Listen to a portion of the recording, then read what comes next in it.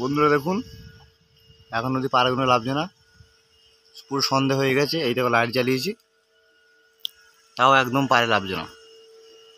পায়রা তুলেছি তাও 10টার দিকে পায়রা তুলেছি, পায়রা এখনো নামছে না। দুটো পায়রা এখন লাগছে না। আকাশ ভাইয়ের কবুতর, এটা পায়রা স্টার কালেঙ্কা টাইগার বিট।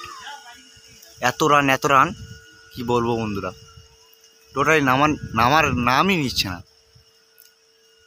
এত স্পিড এদের। আও আও আও বাজে কটা দেখি, 6টা 13। দেখুন বন্ধুরা 6টা 13 মানে 18টা 13 মানে 6টা 13। দেখুন এখন উঠছে, নামাজ নেক্সট। আও আও নামতে গিয়ে নামতে পারছে না বন্ধু, কি হবে জানি না। বন্ধুরা আপনারা আশীর্বাদ করুন যাতে পায়রা দুটো নেমে যায়, নাহলে ক্ষতি হয়ে যাবে। আমরা অনেক ভালো পায়রা দুটো।